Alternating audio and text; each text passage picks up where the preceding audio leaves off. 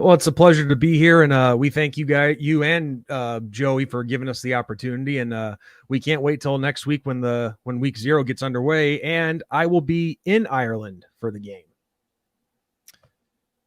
That's right, you will be there. So when are you headed out? Well, we are planning on flying out on Tuesday afternoon. We will be arriving very early Wednesday morning in Ireland, about 5:15. And we're coming home on, I want to say, the following Monday. And that game, I believe, is at 2:30 Eastern. So is that a 7:30? I'm going to take a guess. 7:30 Yeah. at night? Yeah, they are okay. 6 hours ahead of us, at least okay, from Central 6. Time anyway. Okay, 8:30. So yep. So it's a night game over there this time around. The previous couple times it was us having to get up very early in the morning to watch it. I know we were having I was young I was only 10 in 96 when the first game happened, but I remember my dad and stepmom were up and making brunch and having mimosas and all that for the game. And so it's really cool seeing the time differences from one time zone to the other. It's very fascinating.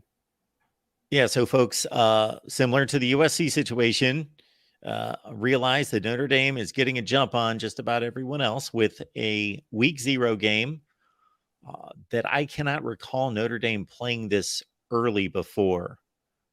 I don't know that they've played even any kickoff classics that I can recall going back to the 80s and 90s. This might be the earliest Notre Dame game on record. Well, I know back in 2012 we played Navy in Ireland, and I think that was a week 0 game. Okay. Without leaving the country, I think the earliest we played was I think it was 2002. Actually, that was in the kickoff classic against Maryland back in 2002. And we're still playing that in 2002. Okay. Yeah, and then I think in Charlie Weiss's first season in 2005, I'm not sure if this was week 0 or not, but we played Pitt pretty early that year.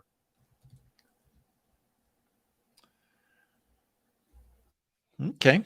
I was kind of curious about that Notre Dame Maryland game. I don't remember that one per se, but the kickoff classic was defunct not long after that one. I don't remember seeing it much. Why is this going to be a big season for the Irish? Well, I think it's going to be a big season for starters. A lot of us weren't happy with the 9-4 record, especially 2 of those losses, which in my opinion should not have been losses. But we talked about this already in the videos that we did already about inconsistent quarterback play being probably the biggest problem. But it's different this year because we have an established veteran quarterback. All of our young guys are pretty well seasoned. We have a loaded running back room, in my opinion, a loaded receiver room. Defense, especially the defensive backfield, it's very young, up and coming. We have a strong veteran linebacking core, and even with the losses that we suffered on the defensive line, I still think it's going to be phenomenal. So all the pieces are put in place. It's just being able to capitalize on it. So how do you rate success at Notre Dame, even from year to year?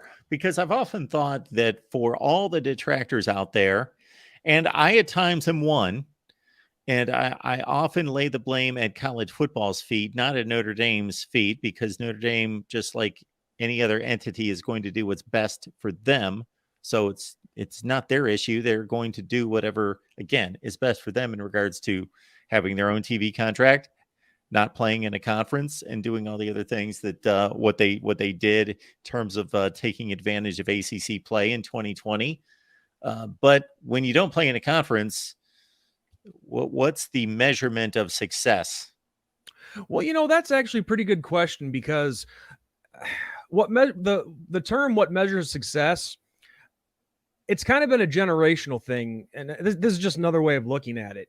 But you look at what Notre Dame has been like in recent history. We'll always have our great, outstanding traditional history with, the Newt Rockne and the legacy of like Joe Montana, Joe Theismann, all that stuff. But it's been a while since we've won a national championship. It's been a while since we've had a Heisman Trophy winner. We haven't won a major bowl game since the '94 Cotton Bowl. So there's a lot of we've been through a lot of changes, because ever since Lou Holtz retired, we went into a funk for about 15 years. And it wasn't until Brian Kelly, yes, I know how most Irish fans feel about him now, but he kind of put us back on the map. So there's been different points where what stipulates success is, it's been different. Like at one point it was just trying to win 6 games a season. At one point it was trying to win a postseason bowl game. And now we're back to the point where, okay, expectations are a little high, or they're getting, what I mean by that is they're back to where they should be, where they used to be back in the day. But I think as it stands right now, there's a lot of things that you could factor into that. I mean, yes, of course, the rankings. Yes, of course, the win-loss record. But a big factor in that too is seeing improvement. Okay, this is going to be the second year of the Marcus Freeman regime. He's had a year under his belt to kind of, get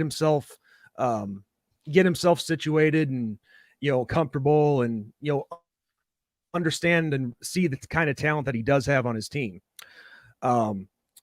So if I myself personally, if we take a drastic step backwards this year, like if we're not winning the games that we should, like, I'm sorry, like last year, for example, Marshall and Stanford never should have been losses. Never should have been losses, even with the quarterback play. But that's me. But that's me as a fan talking. That's why I'm not on the field. That's why I'm not on the sidelines. Well, I think the non-fans would share the same sentiment that Notre Dame shouldn't be losing to 3-9 Stanford teams or Marshall teams. And I'm sure you've had to live with it every day since, from some direction of some kind of comments coming at you. Yeah, I'm not even reading the comment section right now, to be honest with you, because I know I'd probably lose my cool. But no, I'm more professional than that. But yeah, I mean, it stung for a while, because who saw that coming? Nobody did. And yeah, as a fan, you know that you're going to hear it, but you have to accept it. It happened. You can't change it. So you got to deal with it. And I've always been that kind of person who dwells on it for a couple of days, but I'm like, all right, you got to move on. You got to move on. It's time to, you can't, if you dwell on it, then you're going to stay there. But one thing that we definitely need to see when it comes to success, not only how player development goes from the coaching staff, but we have to start seeing it, not just big games in the regular season, but we have to start seeing Notre Dame at just for a start. Now, of course, as a fan, I want to see us win the national title every year. But just as a start, I would love to see us at least win an NY6 bowl game, just for a start. But hey, if we're getting back to the point where it's national championship or bust every year, of course, I love it. But I got to be honest with you, our fan base, I question it sometimes. I question if the faith is still there. I mean, for example, you look at Georgia, 2017, half the stadiums were red. Cincinnati, 2021, not half red, but too much. Going all the way back to 2000. Cincinnati, number 1 Nebraska. Sorry to interrupt there. Cincinnati. Yeah, that's fine. I know. I remember watching the game, but I wasn't at the game, so I don't remember there being that kind of contingent for Cincinnati. But that's a bit surprising. Yeah. And even back to when in 2000, like I was saying, number 1 Nebraska comes to South Bend, half the stadium red. And Mark, I know you're an Ohio State fan, right? You're an Ohio State guy. Yeah, nobody's supposed to know that. I'm just kidding. Yes, I'm an Ohio State fan. Yes. I wonder about that game when it comes to town this upcoming season. Fifth game of the season. What's the stadium going to look like then? So that's something that I've really noticed is our fan base has really started to care less. And I can't say everybody, but what I refer to them as is the 1%. The negative Nancy's, if you will. I've called them worse, but I'm going to keep it clean for your show here. You can cut loose there, Sean. You need to. What do you call these people? Well, then it's nothing nasty, but when we made the playoffs back in 2020 and we went up against Alabama, I never heard the word realist more in my whole life than I did for that 1 month. All these Notre Dame fans not giving the team a chance because we were playing a tough opponent. I just hear constantly, I'm a realist. I'm a realist. I'm a realist. I'm like, well, then why are you even cheering for the team then? Go cheer for somebody else. Watch another game. Because do you think the playoffs are going to be easy? That's what I've never understood. We have our fan base, that at least that 1% anyway, maybe 2%, I don't know. But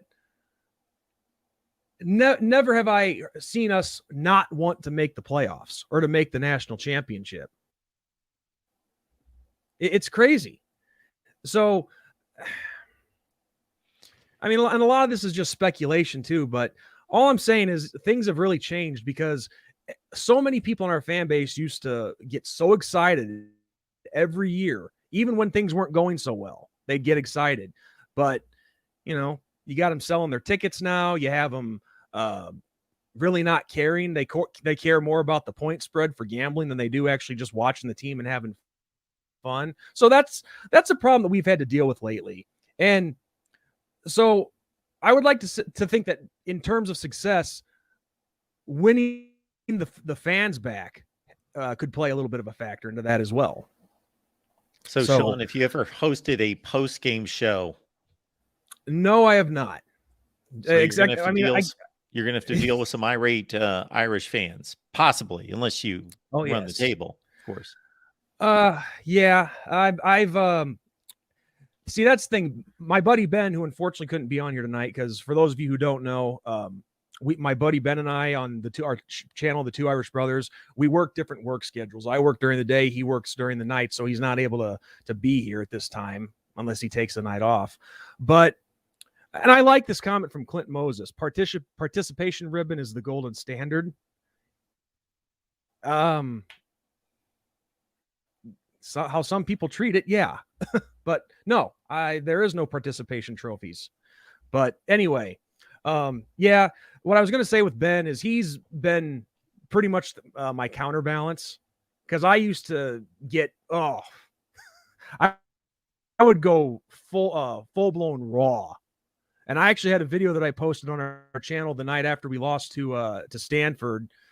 And I cut loose big time. But you know what? It did get us overnight like 5,000 views and 50 subscribers. So I guess if raw emotion sells, then yeah. But no, seriously though, I'm going to be very professional, keep it cool, not cuss anybody out. Everybody's entitled to an opinion, even if it's one that I don't like. So I will be very prepared for it.